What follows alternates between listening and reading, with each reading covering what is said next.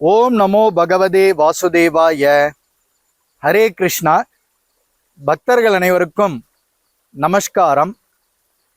ஒரு அழகான இயற்கை எழில் கொஞ்சம் கஞ்சாலூர் ஆன்மீக திருத்தலத்திலிருந்து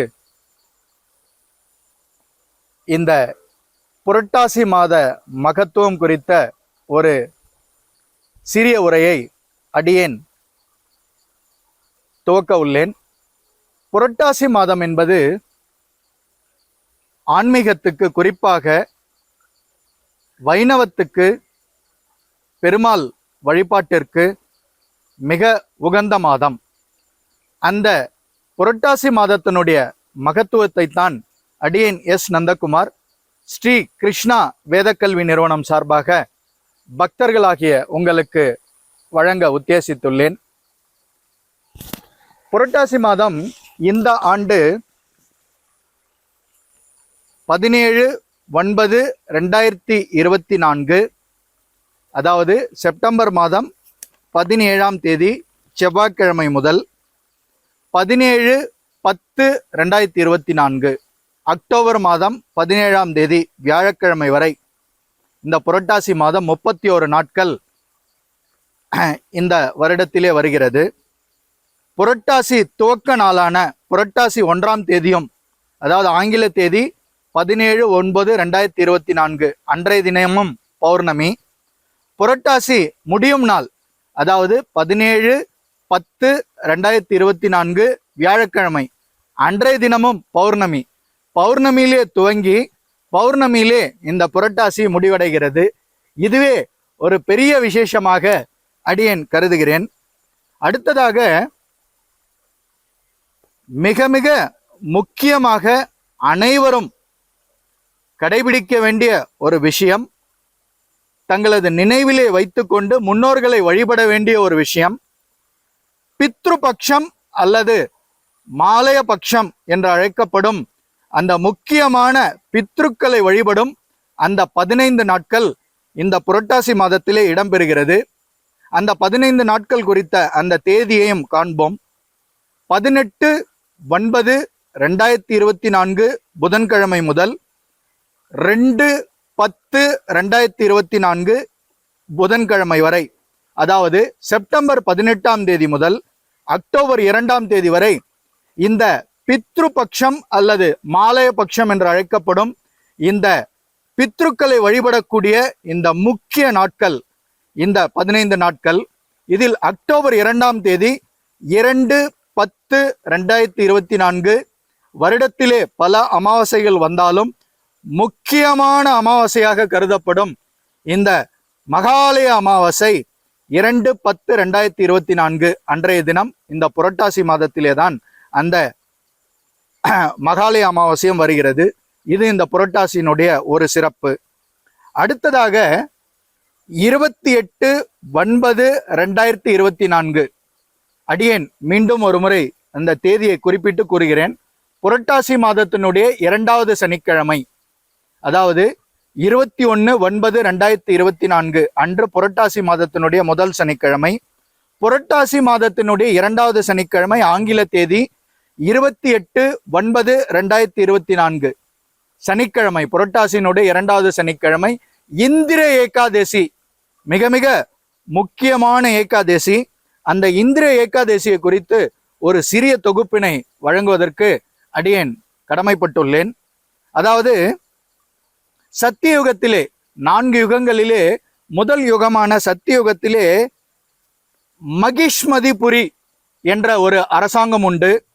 அந்த ராஜ்யத்தை புகழ்பெற்ற பேரரசான இந்திரசேனா என்னும் அரசன் வெகு சிறப்பாக செம்மையாக ஆட்சி செய்து வருகிறார். தன்னுடைய நாட்டு பிரஜைகளுக்கு எந்த குறையும் இல்லாமல் எல்லா செல்வ வளங்களும் பொங்கி அந்த மகிஷ்மதிபுரி ராஜாங்கம் மிக அனைத்து பிரஜைகளும் சந்தோஷமாக ஆனந்தமாக வாழ்க்கை நடத்தி வருகின்றனர்.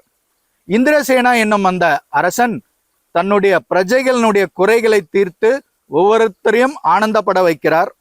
இப்படி நடந்து கொண்டிருக்கும் ராஜ்யத்தில் ஒரு நாள் நாரத முனி இந்திரசேனா என்னும் அந்த பேரரசை காண வருகிறார். நாரத முனியை வரவேற்று அவரை உபசரித்து அவரை தக்க ஆசனத்தில் அமர்த்தி இந்திரசேனா என்னும் அரசன் நமஸ்கரித்துக் கொள்கிறார். பிறகு உரையாடல் துவங்குகிறது. நாரத முனிக்கும் இந்திரசேனாவுக்கும் இடையான இந்த உரையாடலில் அந்த பேரரசர் நாரத முனியை நோக்கி கேட்கிறார், உங்களை நமஸ்கரித்துக் கொள்கிறேன். இந்த உரையாடலில் நான் ஒரு சிறு விண்ணப்பம் வைக்கிறேன்.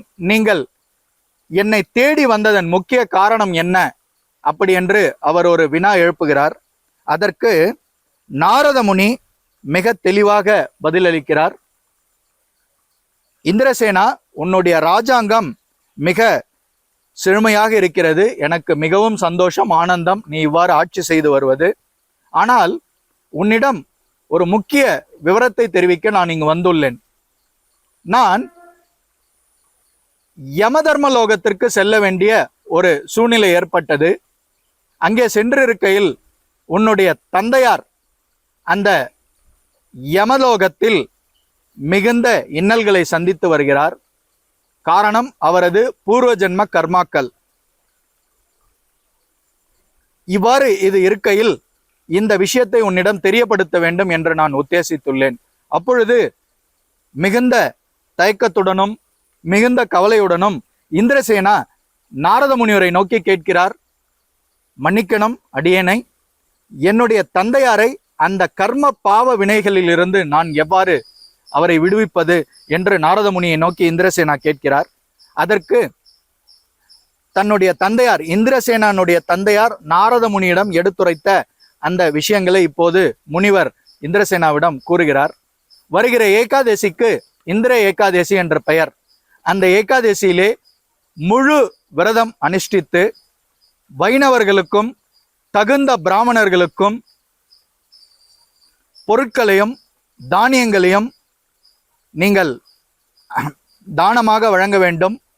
அதன் பிறகு யக்ஞத்தை வளர்த்து, நெய்யை இட்டு யக்ஞத்தை வளர்த்து இந்த பித்ரு சாபத்தை, பித்ருக்களை வணங்கினால் இந்த பித்ரு தோஷம் நீங்கி நான் யமலோகத்திலிருந்து விடுபடுவேன் என்று இந்திரசேனானுடைய தந்தையார் தன்னுடைய மகனிடம் கூறும்படி நாரத முனிவரிடம் கூறியதை அப்படியே நாரத முனிவர் இந்திரசேனாவிடம் தெரிவிக்கிறார்.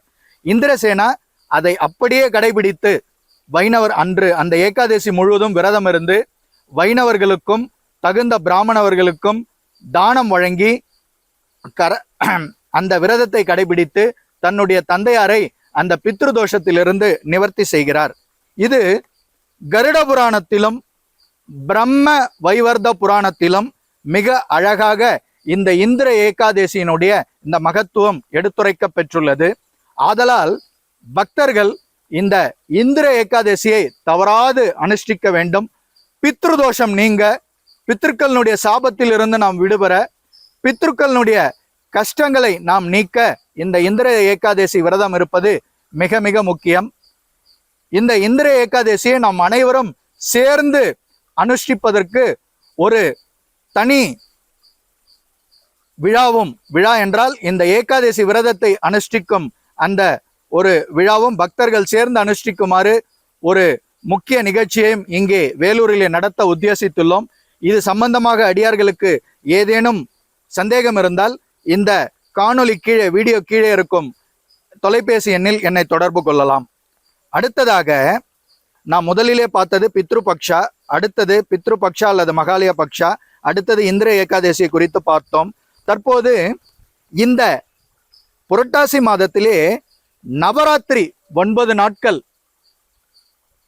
அந்த நவராத்திரியினுடைய அன்னைக்கு மிகவும் உகந்த நாட்களான சக்தி தேவி என்று அழைக்கப்படும் அந்த சக்தியை வழிபடும் அந்த 9 நாட்கள் குறித்து பார்ப்போம். 3/10/2024 வியாழக்கிழமை முதல் 11/10/2024 வெள்ளிக்கிழமை வரை இந்த 9 நாட்களும் நவராத்திரி விரதம் மிக அருமையாக அனைத்து ஆலயங்களிலும், விசேஷமாக இல்லங்களிலும் கொலுபொம்மை வைத்து மிகவும் விசேஷமாக கொண்டாடப்பட உள்ளது. அதுதான் இந்த நவராத்திரியும் இந்த புரட்டாசி மாதத்தில் அடங்குகிறது. அடுத்ததாக 11/10/2024 வெள்ளிக்கிழமை அன்று நவராத்திரியினுடைய இறுதி நாள் சரஸ்வதி பூஜையும் ஆயுத பூஜையும் சேர்ந்து கொண்டாடப்பட உள்ளது. சரஸ்வதி பூஜையும் ஆயுத பூஜையும் 11/10/2024 வெள்ளிக்கிழமை அன்று கொண்டாடப்பட உள்ளது. அதுதான் நவராத்திரியினுடைய 9 நாட்களான இறுதி நாளான அந்த வெள்ளிக்கிழமை நாள். அடுத்ததாக திருமலை திருப்பதி பிரம்மோற்சவம், நவராத்திரி பிரம்மோற்சவம், மிகவும் பிரசித்தி பெற்ற அந்த பிரம்மோற்சவம் 9 நாட்கள் நடைபெறும். அது நடைபெறும் நாட்கள் நவராத்திரிக்கு அடுத்த நாள் 4/10, அதாவது நவராத்திரி துவங்கும் அடுத்த நாள் பிரம்மோற்சவம் துவங்குகிறது. 4/10/2024 வெள்ளிக்கிழமை முதல் 12/10/2024 சனிக்கிழமை வரை 9 நாட்களும் திருமலை திருப்பதியிலே இந்த நவராத்திரி பிரம்மோற்சவம் மிகவும் விசேஷமாக நடைபெற உள்ளது. குறிப்பாக இந்த 9 நாள் பிரம்மோற்சவமும் மிகவும் போற்றத்தக்கது, கண்கொள்ளா காட்சியாக இது அமையும். நேரில் திருமலைக்கு சென்று அந்த வெங்கடேச பெருமாளை, திருவேங்கடவனை தரிசிக்க முடியாத பக்தர்கள் தொலைக்காட்சி வாயிலாகவும் யூடியூப் சேனல்கள் வாயிலாகவும் அங்கே நடைபெறும் நிகழ்ச்சியை நீங்கள் காலையிலும் மாலையிலும் நேரலையில் கண்டுகளிக்கலாம். குறிப்பாக காலை 8 மணி முதல் 10 மணி வரையிலும், மாலையிலே ஒரு 6:30-7 மணி முதல் 9-10 மணி வரை இந்த நிகழ்ச்சிகள் நேரலையிலே ஒளிபரப்பப்படும். இதில் SVBC என்று அழைக்கப்படும் ஸ்ரீ வெங்கடேஸ்வரா பக்தி சேனல், அதாவது திருமலை திருப்பதி தேவஸ்தானத்தினுடைய கட்டுப்பாட்டில் இயங்கும் அந்த தொலைக்காட்சியில் அனைத்து நிகழ்ச்சிகளும் நேரடியாகவே ஒளிபரப்பப்படுகிறது. இதை நீங்கள் கண்டுகளிக்கலாம். இந்த 9 நாள் நவராத்திரி பிரம்மோற்சவத்தில் 5வது நாள் மிக மிக மிக முக்கியம்.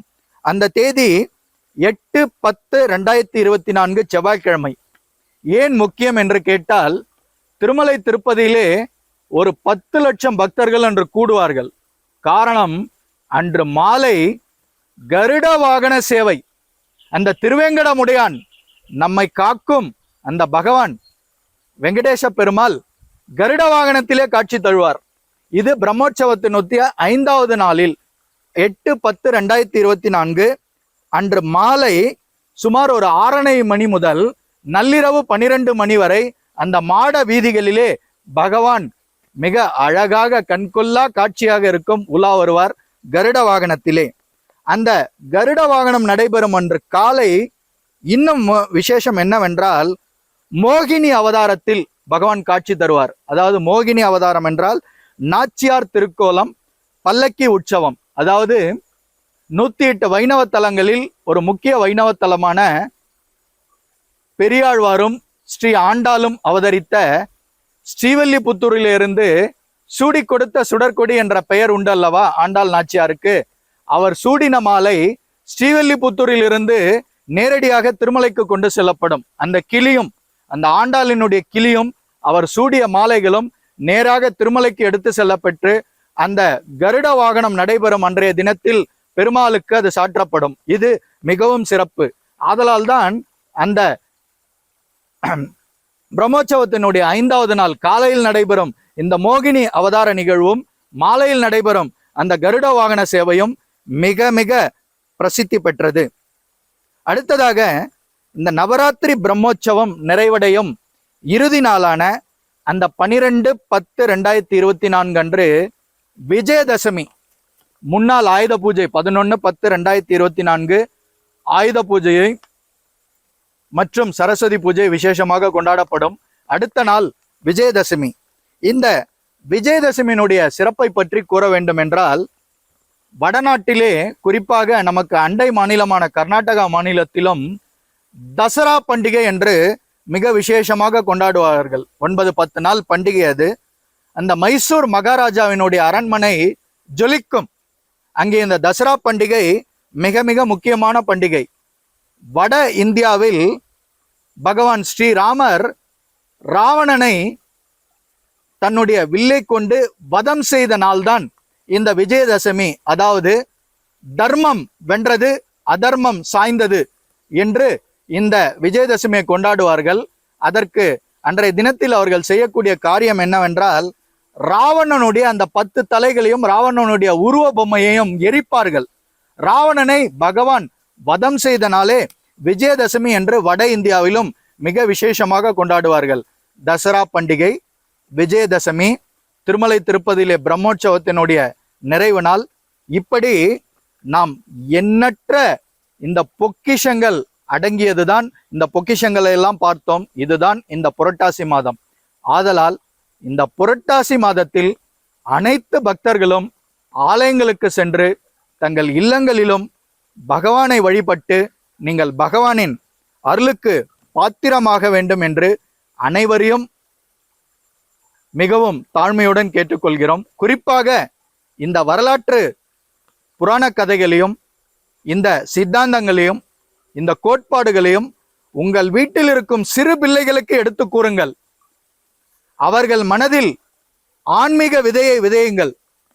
ஏனென்றால் ஆத்ம ஞானம் நீங்கள் குழந்தைகளுக்கு கொடுத்தால்தான் அவர்களுடைய பிற்காலம் செம்மையாக இருக்கும். நாம் வாழ்ந்து கொண்டிருக்கும் இந்த கலியுகத்தில் பல்வேறு திசை திருப்பல்களுக்கு மனிதன் ஆளாகிறான். குறிப்பாக குழந்தைகளை நல்வழிப்படுத்த வேண்டியது ஒவ்வொரு பெற்றோர், குரு, ஆசிரியரினுடைய கடமை.